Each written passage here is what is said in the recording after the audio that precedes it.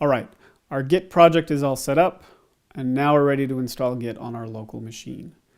And when we install Git, what we're doing is we're going to download an installer, and it is going to install all of the tools that Git provides in order for us to interface and interact with the remote repository that we just created in GitHub.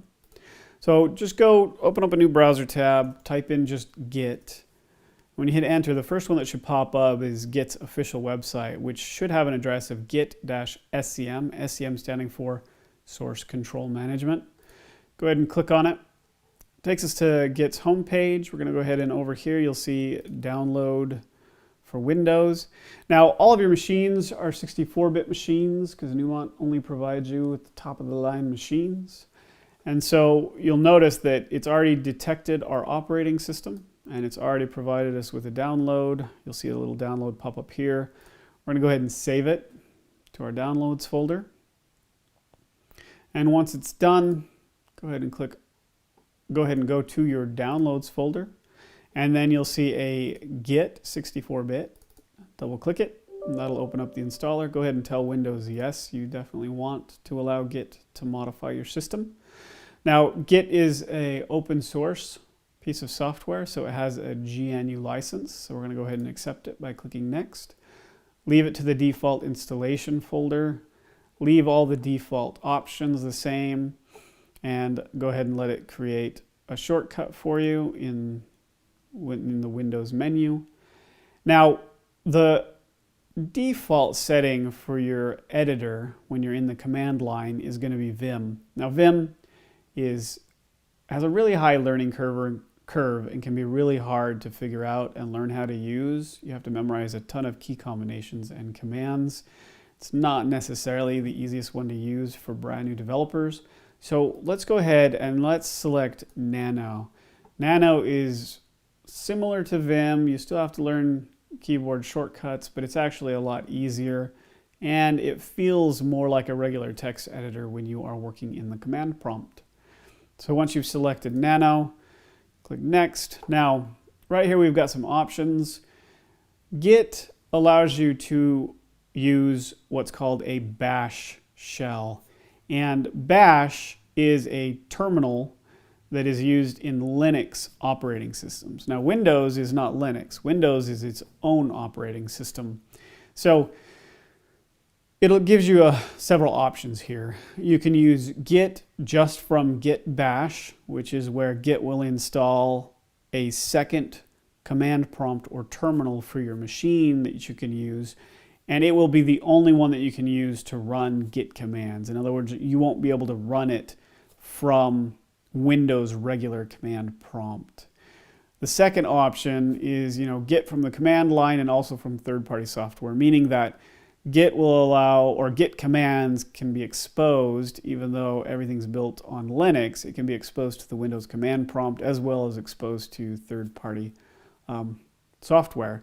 And this is done through Git wrappers on your path, and it allows Linux tools to be used in your regular command prompt. It also installs Git bash as well, just in case you run into problems in the Windows command prompt.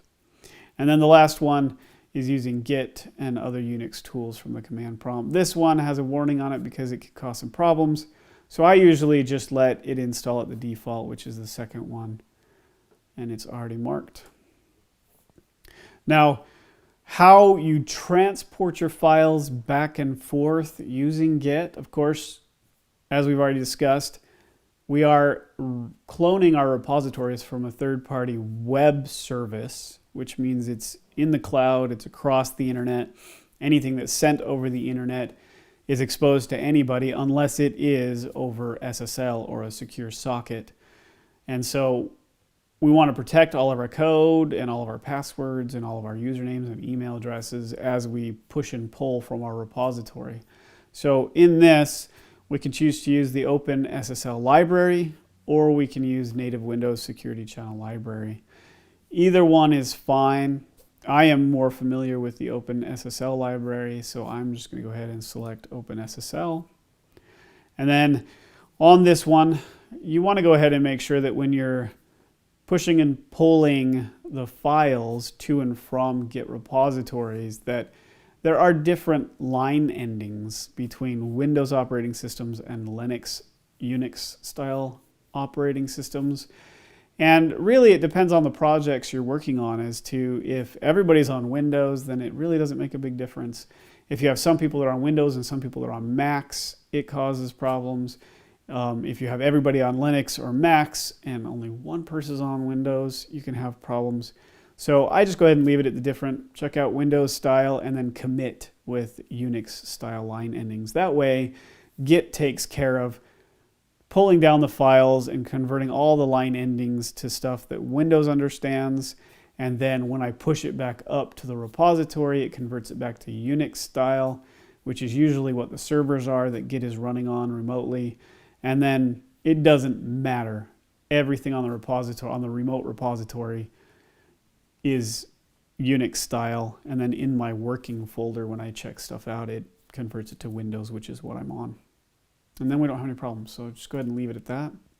And then Minty, it's really good terminal emulator for Git Bash, and I'm used to it, so I'm gonna go ahead and use it. It's also the default.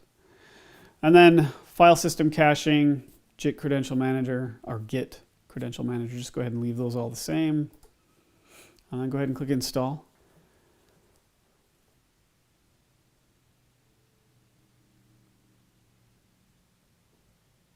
All right, with Git installed, we now have all of the tools and utilities we need in order to interact with our repository, our remote repository. And this includes cloning that entire repository to our local machine. So let's make sure that Git was installed successfully. So let's go ahead and, don't want to see the release notes, but let's launch Git Bash, which is the terminal emulator that emulates Linux systems and allows us to access all of our Git commands. And let's just make sure that Git is actually working. And let's just say Git and see what pops up. And we get the help file from Git. So we know that everything is working. Go ahead and close Git Bash. Now that we have Git installed, the next step is going to be cloning the repository to our local machine.